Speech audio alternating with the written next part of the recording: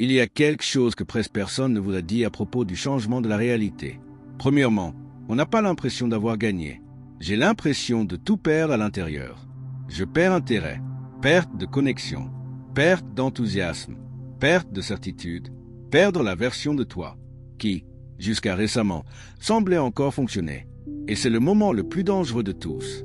Car si vous ne comprenez pas ce qui se passe, tu vas revenir en courant vers cette même vie que l'univers s'efforçait déjà de démanteler. Vous allez qualifier cette transition de chaos, échec de la reconfiguration, séparation vie d'énergie, entre vous et une réalité qui ne vous appartient plus. Et cela vous incitera à résister. Cela vous incitera à insister. Ça va te faire supplier à nouveau. La même fréquence qui était déjà en train de disparaître. Mais écoutez ceci très attentivement. On ne se sent pas toujours mal parce que quelque chose a mal tourné. Parfois, on se sent étrange, parce que votre ancienne réalité a commencé à manquer de permission pour continuer à vous soutenir. Et si cela vous arrive en ce moment, vous devez rester jusqu'au bout, car ce qui ressemble à une crise est peut-être le signe le plus fiable que votre situation a déjà commencé à se réorganiser. Dans chaque transformation profonde, il existe un moment précis que presque personne ne sait reconnaître. Il ne se manifeste pas par des feux d'artifice, ni par de jolis signes, ni par une voix céleste annonçant que tout est en place. Il survient comme une interruption silencieuse, comme une sorte de distance intérieure. Comme si quelque chose qui vous retenait au monde commençait à se détacher peu à peu, sans explication, sans avertissement, sans logique. Et comme il n'y a pas d'explication visible, l'esprit comble ce vide par la peur. Il commence à vous dire que vous êtes fatigué parce que vous avez perdu vos forces, que vous ne vous connectez plus à certaines personnes parce que vous vous êtes coupé du monde, que si vos désirs ont changé, c'est que vous êtes perdu, que si votre routine ne vous soutient plus, c'est que vous êtes devenu instable. L'esprit cherche toujours à transformer l'inconnu en danger, car sa fonction n'est pas de vous révéler l'avenir. Sa fonction est de vous maintenir dans ce qu'il connaît déjà. C'est pourquoi tant de gens gâchent le changement juste avant qu'il ne se produise, car ils interprètent comme un problème ce qui était en réalité un signe. Ils perçoivent comme un revers ce qui était une rupture profonde avec une ancienne version de leur vie. Et ils tentent de raviver ce qui s'éteignait déjà pour une raison. Regardez cela honnêtement. Combien de fois ces derniers jours avez-vous eu ce sentiment étrange, sans pouvoir l'expliquer? Combien de fois vous êtes-vous retrouvés à contempler la même scène familière, avec l'impression qu'il manquait quelque chose en vous? Peut-être continuez-vous à faire les mêmes choses, à parler aux mêmes personnes, à aller aux mêmes endroits, à remplir les mêmes obligations. En apparence, tout semblait normal, mais intérieurement, quelque chose avait changé. Et c'est l'un des signes les plus étranges, car le monde prend son temps pour vous révéler ce que votre énergie a déjà commencé à laisser derrière elle. Le changement ne commence pas toujours par l'apparition d'une nouveauté. De nombreux changements commencent lorsque l'ancien cesse d'avoir du pouvoir sur vous. Et ce moment n'est pas toujours facile. Parfois, il s'apparente au deuil, à une étrange forme de vide, comme si une partie de votre identité perdait ses fondements. Car c'est exactement ce qui se produit. Ce n'est pas seulement votre réalité qui change, mais aussi la structure interne qui vous permettait de l'habiter. Et ça fait mal. Ça fait mal parce qu'une partie de vous cherche encore à comprendre clairement ce qui se transforme à peine, imperceptiblement. Ça fait mal parce que l'esprit a besoin de preuves avant de lâcher prise. Il veut des garanties avant de faire confiance. Il veut des résultats avant de ressentir l'inconfort. Mais la réalité profonde ne change presque jamais ainsi. D'abord, la compatibilité change. D'abord, votre résonance change. D'abord, votre perception de ce que vous considériez autrefois comme acquis évolue. Il y a des personnes qui ne quittent pas votre vie par hasard. Il y a des désirs qui ne s'éteignent pas par faiblesse. Il y a des habitudes qui ne se brisent pas parce que vous avez échoué. Parfois, vous devenez simplement incompatible avec une fréquence qui vous soutenait auparavant. Et lorsque ces compatibilités se rompent, l'âme le ressent avant même que la raison ne le fasse. C'est pourquoi il y a des jours où tout semble identique, mais où plus rien n'est pareil. C'est à ce moment-là que beaucoup prennent peur et reculent. Ils se forcent à redevenir ce qu'ils étaient. Ils s'efforcent de ressentir de l'enthousiasme pour des choses qui ne les touchent plus. Ils se persuadent qu'ils doivent retrouver une version antérieure d'eux-mêmes, car au moins, elle leur était familière. Mais ce qui est familier n'est pas toujours ce qui nous convient. Parfois, c'est simplement ce qui nous a maintenus dans l'ignorance. Et voici quelque chose d'encore plus profond. La réalité ne se réorganise pas seulement en dehors de vous, elle se réorganise à travers vous. Vos relations changent parce que votre vibration au sein de celle-ci change. Vos priorités changent parce que votre champ intérieur cesse de répondre à ce qu'il poursuivait autrefois. Votre perception change parce que vous ne voyez plus avec le même niveau de besoin, de peur ou d'attachement. Ce que vous appeliez stabilité n'était peut-être qu'une habitude. Ce que vous appeliez identité n'était peut-être qu'une répétition. Si ce message vous parle déjà, n'hésitez pas à liker et à partager cette vidéo. Ainsi, cette information atteindra davantage de personnes qui, pour l'instant, perçoivent leur transition comme un échec. Et écrivez en commentaire « Je ne perds pas, je me réinvente », car chaque mot que vous laissez ici amplifie la vibration collective. Lorsque plusieurs personnes écrivent ensemble, le champ des possibles se transforme véritablement. Écoutez bien ceci. Quand la réalité est sur le point de vous lâcher, elle commence par vous montrer tout ce à quoi vous vous accrochez encore. C'est pourquoi, dans cette phase, vous pouvez ressentir plus d'intensité, plus de contradictions, plus de malaise. Non pas parce que votre état s'aggrave, mais parce que vous percevez plus clairement les failles d'une vie qui ne peut plus vous contenir. Vous commencez à remarquer le vide des conversations que vous tolériez auparavant. Vous vous sentez épuisé dans des endroits où vous faisiez semblant d'aller bien. Vous commencez à percevoir le poids de certaines habitudes que vous considériez comme normales. Et ce n'est pas de la négativité, c'est une sensibilité nouvelle. Ce qui ne vous dérangeait pas auparavant vous pèse désormais lourdement. Ce qui vous distrayait auparavant vous fatigue maintenant. Ce qui vous définissait autrefois vous paraît désormais insignifiant. Et lorsque cela arrive, vous avez deux options. La première option consiste à paniquer et à se précipiter pour réparer les dégâts du passé, à se remplir à nouveau de bruit, à chercher une validation là où il n'y a plus de vérité, à courir après d'anciennes émotions simplement parce qu'elles étaient familières. Cette option vous ramène à une réalité connue, certes, mais aussi à une version de vous-même qui commençait déjà à s'estomper de l'intérieur. La seconde option est plus inconfortable, mais aussi plus efficace. Il s'agit de rester immobile suffisamment longtemps pour observer le changement sans le saboter, de ne pas se précipiter pour qualifier d'erreur tout ce qui se désorganise, de ne pas implorer le retour à ce qui a déjà perdu sa résonance, de ne pas appeler abandon ce qui est en réalité une séparation énergétique, parce que la vie ne vous punit peut-être pas. Cela vous prive peut-être de ce que vous ne pouvez plus être. Et c'est une différence énorme.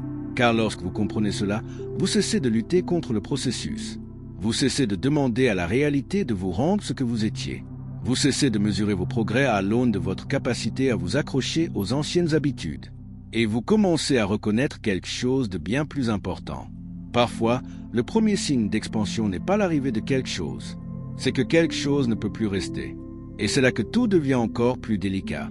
Car lorsqu'une chose ne peut plus rester, elle ne disparaît pas toujours subitement. Parfois, ça reste un peu plus longtemps, juste pour te montrer à quel point il a été difficile de lâcher prise.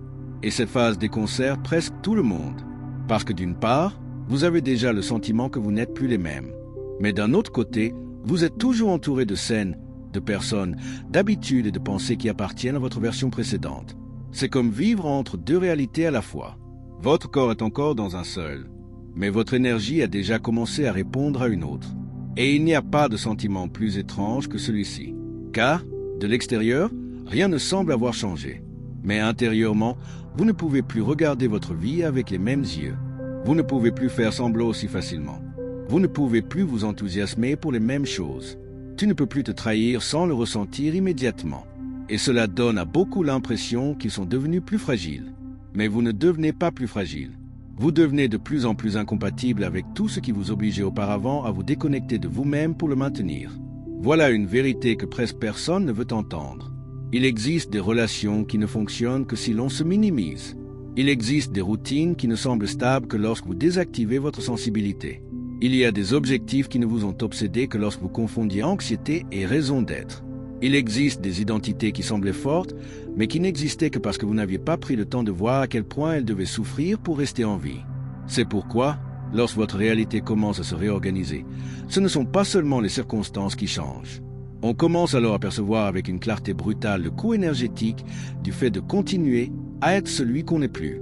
Et c'est là que surgit une tentation très dangereuse, la tentation de négocier avec les anciens. Je dirais que ce n'est pas si mal. Convainquez-vous que vous pouvez tenir encore un peu. Vous essayez d'adapter votre nouvelle conscience à des structures conçues pour votre ancienne version. Trouvez un équilibre impossible entre ce qui s'est déjà éveillé en vous et ce que vous craignez encore de perdre. Mais écoutez ceci attentivement. Tout ne peut pas vous accompagner dans la prochaine étape de votre vie. Et non pas parce que l'univers est cruel, mais parce qu'il existe des choses qui ne pourraient exister que dans un système interne qui a déjà commencé à dépérir.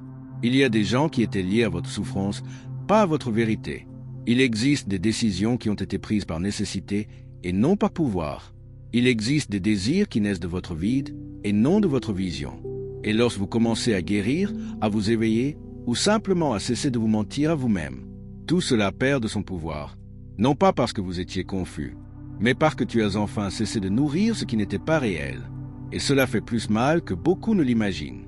Parce que pendant longtemps, vous avez donné du sens à des choses qui commencent maintenant à paraître insignifiantes. Vous avez construit votre identité autour de rôles qui vous semblent désormais contraignants. Vous avez bâti votre système de sécurité autour de schémas qui ressemblent désormais à une prison.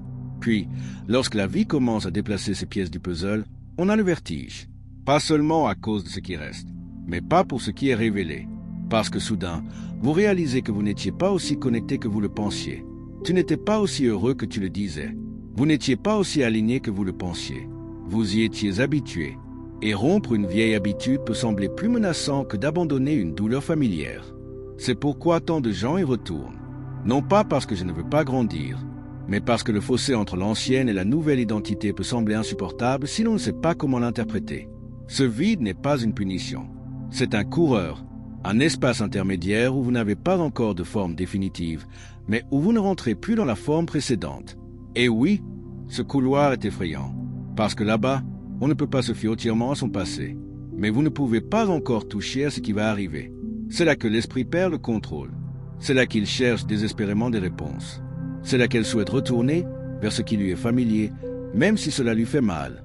Car, pour l'esprit, ce qui est connu paraît toujours plus que ce qui est vrai. Mais la vérité est tout autre. La vérité n'apaise pas toujours immédiatement. Parfois, c'est elle qui vous déshabille en premier. Cela vous permet de prendre conscience du niveau de négligence de soi que vous aviez auparavant normalisé. Cela vous montre combien de fois vous avez dit oui pour ne pas perdre quelqu'un. Combien de fois avez-vous continué là où il n'y avait plus de vie?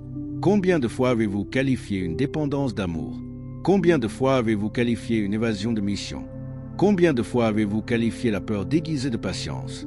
Et une fois qu'on commence à voir tout ça, on ne peut plus s'arrêter de regarder. C'est pourquoi tu ne t'intègres plus de la même manière. C'est pourquoi certaines conversations vous épuisent. C'est pourquoi certains endroits vous rebutent. C'est pourquoi certaines dynamiques vous pèsent plus qu'auparavant. Ce n'est pas que tout aille mal en ce moment. C'est que maintenant, vous pouvez enfin ressentir ce que vous refouliez pour survivre dans une réalité qui ne vous représentait pas pleinement. Et voici quelque chose d'encore plus puissant. Parfois, on ne perd pas les gens parce qu'on a trop changé. Vous les perdez parce que vous n'êtes plus disposé à vous trahir pour que la relation continue de fonctionner de la même manière. Parfois, on ne rate pas d'opportunités parce que l'univers a bloqué notre chemin. Vous les perdez parce qu'ils ont été conçus pour une version de vous-même qui fonctionnait par peur, urgence ou besoin d'approbation. Parfois, on ne perd pas sa motivation parce que son niveau d'énergie baisse. Vous la perdez parce que vous poursuiviez des choses qui ne correspondaient plus à votre véritable fréquence. Cela change complètement votre façon d'interpréter ce que vous vivez, parce que vous ne vous voyez plus comme quelqu'un dont le monde entier s'écroule. Vous commencez à vous reconnaître comme quelqu'un à qui l'on montre enfin ce qui n'a jamais vraiment été aligné. Et même si c'est inconfortable, c'est aussi libérateur. Car au fond, on éprouve un étrange soulagement lorsqu'on cesse de soutenir un mensonge. Un soulagement silencieux, difficile à expliquer, presque imperceptible au premier abord. Mais elle est là. C'est une conversation que vous ne voulez plus forcer. C'est cet objectif qui ne vous obsède plus. C'est dans ce masque qui devient de plus en plus lourd chaque jour. C'est dans ce lien que vous ne pouvez plus maintenir avec la même cécité. Au fond de vous, vous savez que vous ne pourrez plus jamais dormir comme avant. Et c'est énorme, car une fois que votre énergie détecte la fausseté d'une structure, elle ne peut plus s'y soumettre de la même manière. Vous pouvez essayer. Il peut le retarder. Vous pouvez négocier pour une période plus longue. Mais il ne peut plus pleinement croire à la même chose. Et c'est là le véritable début de la séparation. Pas quand l'ancien disparaît, mais quand cela cesse de vous convaincre. Si cela vous arrive, écrivez en commentaire.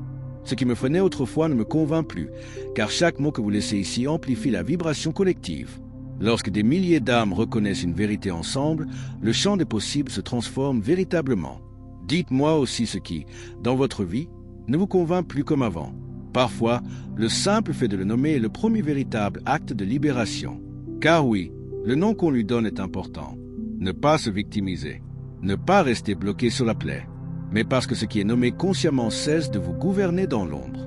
Et c'est précisément à ce moment-là que le changement cesse d'être simplement énergétique et commence à devenir inévitable, parce que vous n'êtes plus endormi à l'intérieur de votre propre histoire.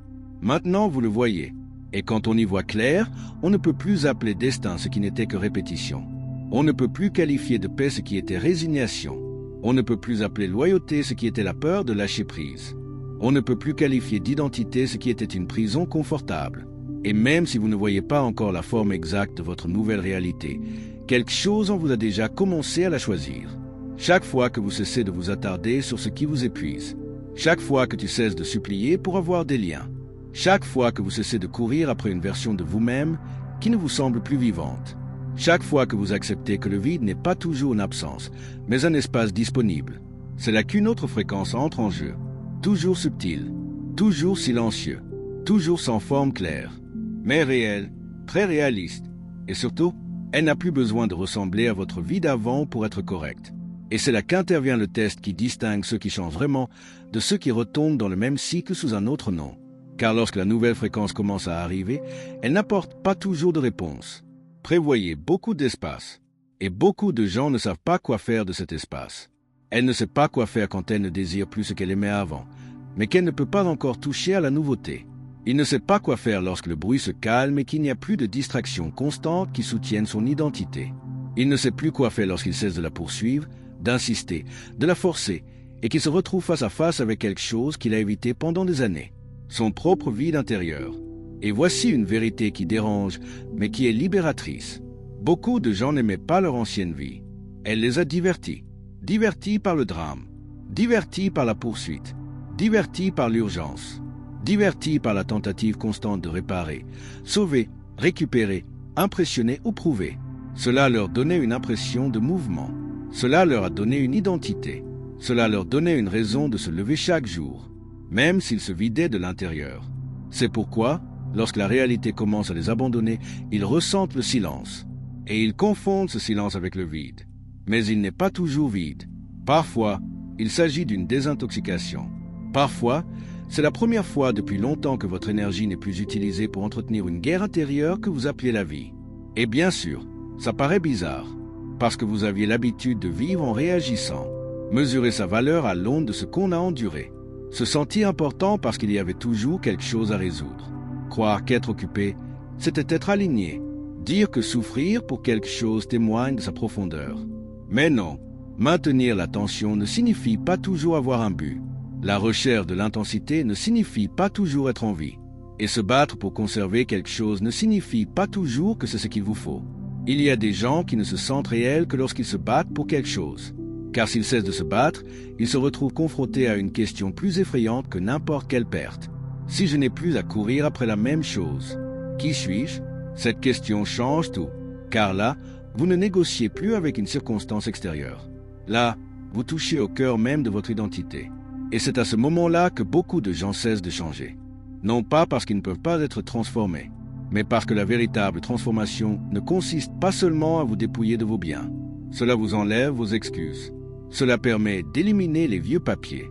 Il supprime des caractères. Cela vous prive des histoires qui vous aidaient à maintenir l'image que vous aviez de vous-même. Et lorsque tout cela s'effondre, vous vous retrouvez nu face à votre vérité. Peut-être n'avez-vous jamais été la personne qui donne toujours le meilleur d'elle-même. Peut-être étiez-vous quelqu'un qui a appris à gagner l'amour en se donnant trop. Peut-être n'avez-vous jamais été la personne forte capable de tout gérer. Peut-être étiez-vous quelqu'un qui ne savait pas comment demander de l'aide et qui a fait de ce sentiment de surcharge sa marque de fabrique. Peut-être n'avez-vous jamais été la personne passionnée qui n'abandonne jamais. Peut-être étiez-vous quelqu'un d'accro à la poursuite de ce qui n'était pas disponible. Vous vous rendez compte à quel point c'est puissant? Car soudain, vous comprenez que ce n'est pas seulement votre réalité qui est en train de changer. L'histoire que vous racontiez pour justifier votre présence encore présente est en train de changer. Et lorsque ce récit perd de son emprise, le vieux monde commence à s'effondrer de l'intérieur. Premièrement, l'illusion disparaît. Puis vient le besoin. Vient ensuite l'obéissance automatique à ce qui est connu. Et c'est seulement alors que quelque chose de nouveau commence à apparaître. Mais voici la partie que presque personne ne supporte. Le nouveau n'arrive pas avec le même langage que l'ancien. Ce n'est pas urgent.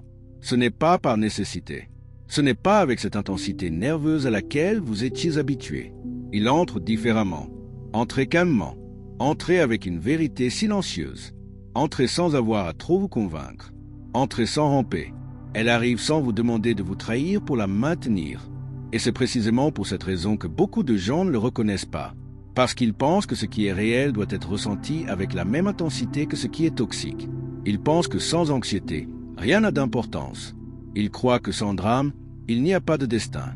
Ils pensent que sans lutte, il n'y a pas de valeur. Mais la nouvelle réalité n'arrive pas toujours comme un incendie.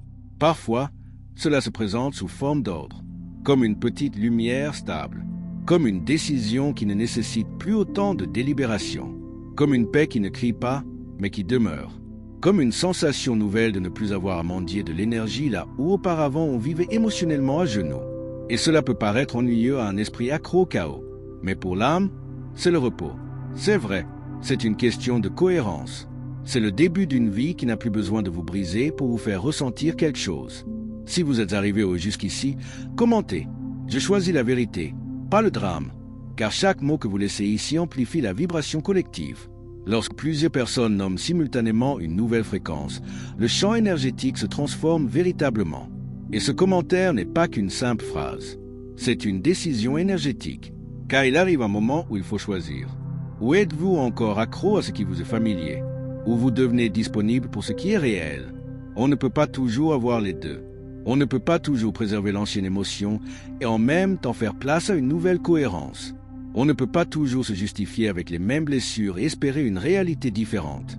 On ne peut pas toujours vouloir la paix et continuer à nourrir ce qui ne fait que prospérer dans la confusion. Et c'est là que je veux que vous envisagiez votre vie sans maquillage. Quelle part de votre souffrance était véritablement de la douleur? Et quelle part de l'addiction à l'intensité? Quelle part de votre insistance relevait de l'amour? Et quelle part de cette peur était liée à la crainte d'accepter que tout soit déjà terminé? En quoi votre loyauté était-elle noble? Et quelle part de cela résidait dans l'incapacité à se détacher d'une identité construite autour du sacrifice? Parce que lorsqu'on se pose ces questions, quelque chose se brise. Pas de manière destructive. Le sort est rompu. Le processus automatique tombe en panne. L'hypnose qui consistait à continuer d'invoquer le destin comme une fatalité est brisée. Le mythe selon lequel votre vie ne vaut la peine d'être vécue que lorsque vous luttez pour vous accrocher à quelque chose qui vous vide de votre substance est brisé.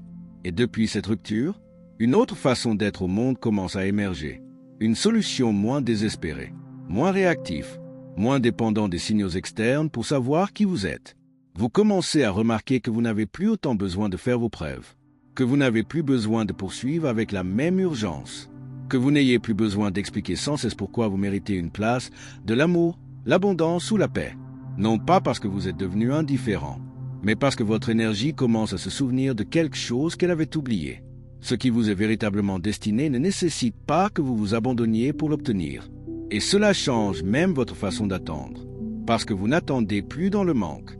En attente depuis la préparation, vous n'observez plus la réalité comme quelqu'un qui implore un signe. Vous la percevez comme quelqu'un qui comprend que tout ce qui ne résonne pas en elle disparaît pour faire place à une autre architecture interne. Votre système commence à se réorganiser. Votre attention commence à s'aiguiser. Votre tolérance au mensonge diminue. Votre corps n'accepte plus aussi facilement ce qu'il avalait autrefois en silence. Votre cœur cesse d'être aussi facilement perturbé par des miettes.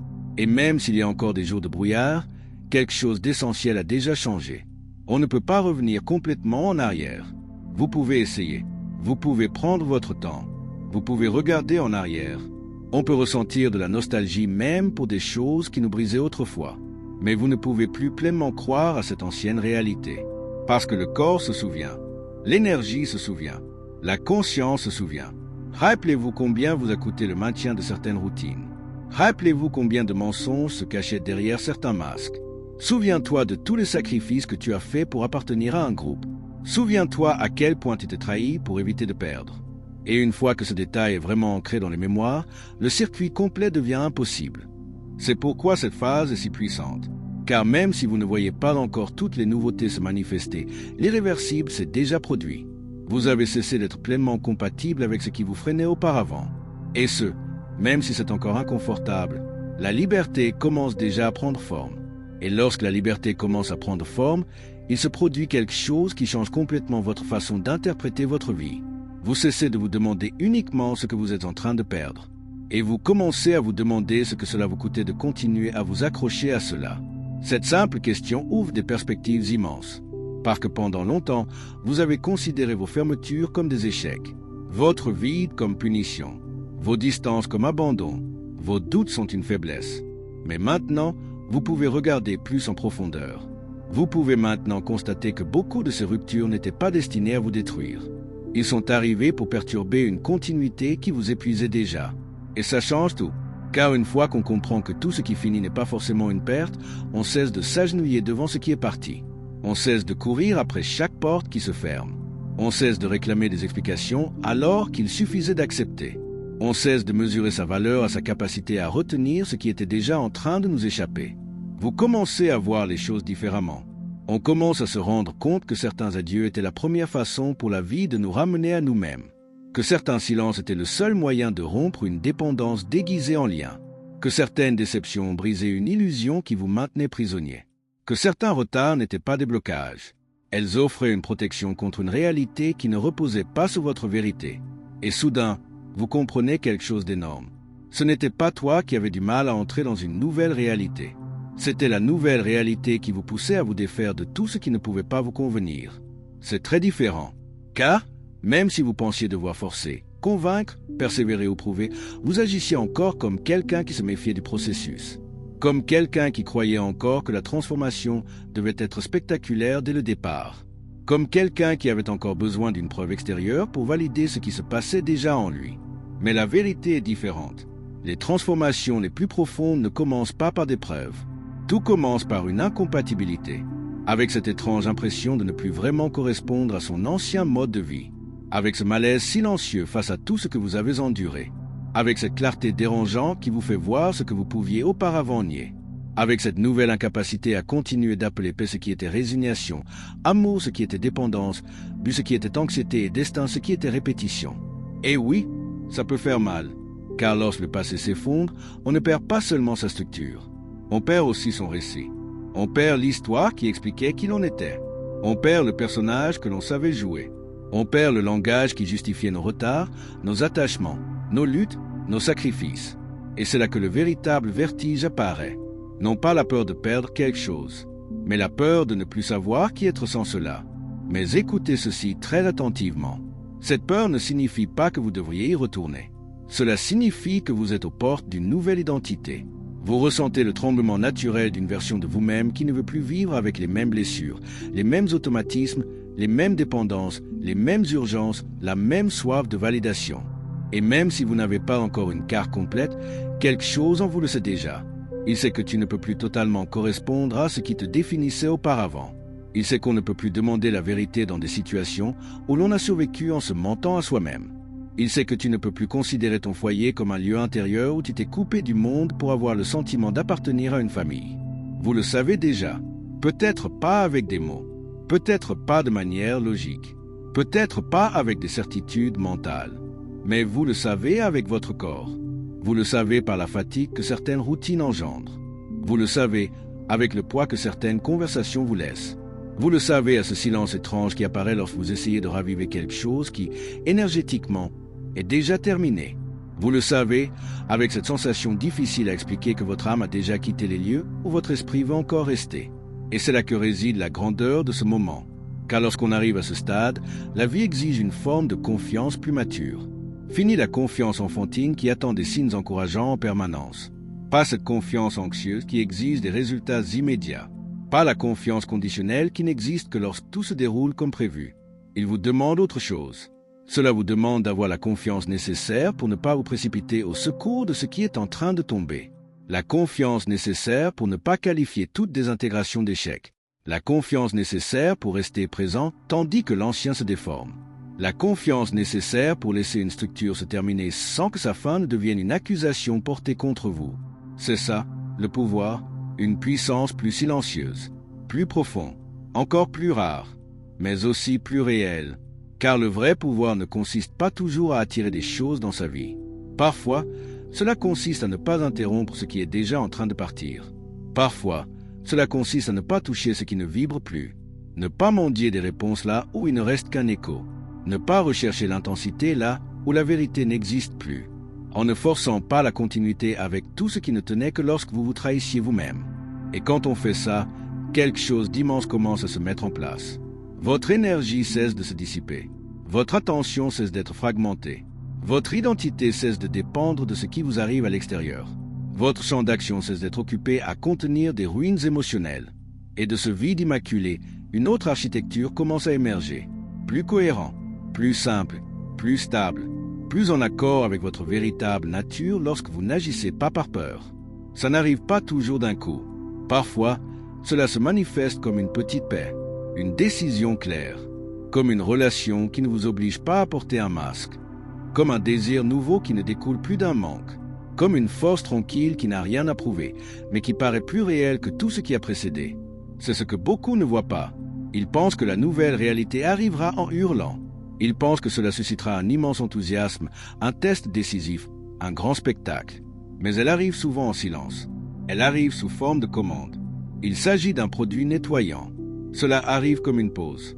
Elle se présente comme une vérité qui n'a pas besoin d'être embellie pour être reconnue. Et c'est pourquoi ce moment de votre vie est si important. Parce que vous ne voyez peut-être pas encore toutes les nouveautés. Mais vous n'êtes plus la même personne que vous étiez lorsque vous acceptiez moins. Vous n'êtes plus celui que vous étiez lorsque vous couriez après ce qui ne vous voyait pas. Tu n'es plus celle que tu étais lorsque tu confondais intensité et destin. Vous n'êtes plus celle que vous étiez lorsque vous appeliez amour une forme constante d'abandon de soi. Vous n'êtes plus celui ou celle que vous étiez lorsque vous aviez besoin de vous accrocher au passé pour éviter d'affronter le vide. Vous êtes maintenant ailleurs. Plus inconfortable, oui. Plus incertain, peut-être. Mais c'est aussi plus vrai. Et à partir de là, votre réalité ne peut plus être organisée de la même manière. Si ce message arrive à point nommé, écrivez en commentaire. Je ne retournerai pas à ce qui m'a épuisé, car chaque mot que vous laissez ici amplifie la vibration collective. Lorsque plusieurs personnes écrivent ensemble, l'énergie se transforme véritablement. Et si vous avez ressenti cette vérité au plus profond de vous-même, partagez-la et laissez un « j'aime », car cela permet à ce message d'atteindre une personne qui prend actuellement sa transition pour un échec. Je voudrais vous laisser avec ceci. Peut-être ne perdez-vous pas votre vie.